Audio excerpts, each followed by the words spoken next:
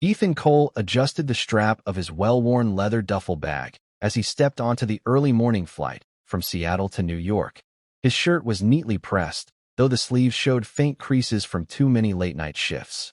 In his other hand, he held a small lunchbox adorned with cartoon rockets, a cherished gift from his son. Every Sunday, 7-year-old Liam handed it over with a beaming smile. "For luck, Dad. Don't forget me when you're out there saving the world." But Ethan wasn't saving the world anymore. Once a skilled fighter pilot, he had traded in the thrill of adrenaline for the steady grind of fixing commercial aircraft. The job paid decently, but the long hours left little room for anything beyond a routine of bills, bedtime stories, and the hum of aircraft hangars. As he settled into his seat toward the back of the plane, a woman in a sharp navy suit brushed past him, accompanied by a man whose demeanor radiated wealth and impatience. The man's voice cut through the ambient chatter. "Watch your bag," the CEO snapped. "Some of us actually need to look presentable for meetings." Ethan offered a faint smile, unfazed by the outburst, but the woman beside the CEO, tall, composed, and unusually quiet, shot him an apologetic glance as she took her seat across the aisle. The CEO, Richard Langford according to his name tag, ordered a coffee before takeoff, grumbling about blue-collar delays when Ethan helped a mother with her luggage. Once airborne, the tension began to dissipate. Ethan leaned back in his seat, gazing out the window as clouds drifted by like soft waves. Midway through the flight, turbulence struck. This was no ordinary bumping. It was sharper and more prolonged. The plane lurched abruptly, sending Richard's coffee flying. "Relax," Ethan murmured, noticing the CEO's pallor. "It's just an air pocket." Richard scoffed, dismissing him. "What do you know?" Ethan remained quiet, eyes closed, attuned to the engine's rhythm. Yet something felt wrong. He sensed a change in pitch, a stammer that reverberated through the cabin floor. Years of listening to ailing machinery told him this plane needed assistance. Then came the voice over the intercom, calm yet somewhat shaken. "Ladies and gentlemen, we're experiencing a technical issue. Please remain seated with your seatbelts fastened." Across from him, the woman gripped the armrest tighter, fear flickering in her eyes as she caught his gaze. Ethan stood, addressing a flight attendant rushing by. "Excuse me. I flew F-18s. I think there's a problem with the starboard engine. I can hear it." The attendant hesitated, caught off guard. Richard rolled his eyes. "Sit down, hero. This isn't some military movie." Before Ethan could respond, a loud crack reverberated from outside, followed by an unsettling vibration. Suddenly, the oxygen masks dropped, and screams erupted from the passengers.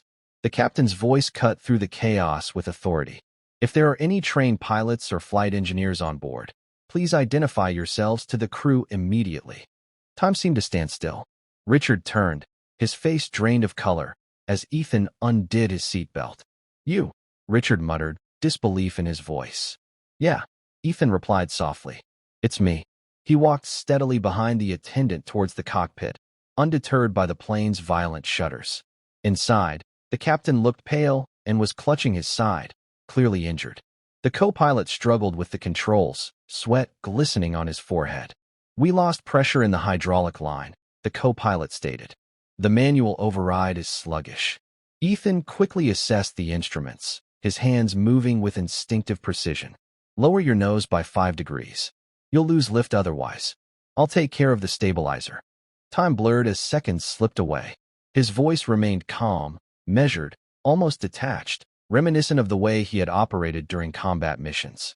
He guided the plane through the descent, correcting its yaw as it dipped and swayed. Finally, the runway materialized below, a thin gray ribbon, while passengers begged for safety. The landing was rough, but they had made it. As the plane came to a screeching stop, the cabin erupted into a cacophony of sobs and applause. Ethan let out a slow breath, leaning against the console. For the first time in years, he felt truly alive. When the doors swung open, sunlight flooded the cabin. The first person he noticed was a quiet woman standing near the exit. Their eyes locked. In hers was gratitude so profound it could drown someone. Outside, fire trucks and emergency responders rushed across the tarmac. Ethan stepped to the side, allowing others to exit, ready to blend into the background. But the woman approached him, her demeanor soft. "You saved us," she said quietly. "I never caught your name." Ethan, he replied. Ethan Cole. Before she could respond, a helicopter appeared on the horizon, descending rapidly.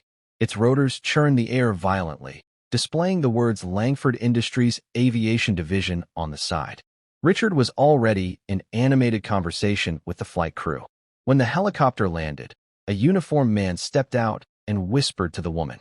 Her posture transformed, confident and composed. She walked purposefully towards Richard, who looked taken aback. "What are you doing?" he asked. "Ending a partnership," she asserted. "I came here to observe your treatment of people, Mr. Langford. I believe I've seen enough." Richard's expression shifted to disbelief as she turned back to Ethan. "I'm Clara Voss," she introduced herself, extending a hand. "Chairwoman of Voss Aerospace. We manufacture the very engines you just saved. I'd like to discuss a position with you, Head of Flight Safety and Emergency Response."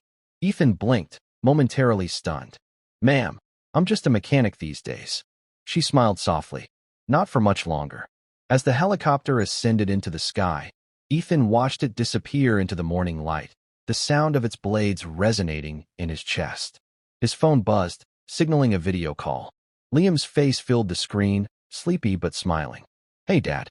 Did you save the world again?" Ethan laughed softly, eyes wet. "Something like that, buddy." He looked up once more, the sky wide and endless above him. For the first time in a long while, it didn't feel out of reach.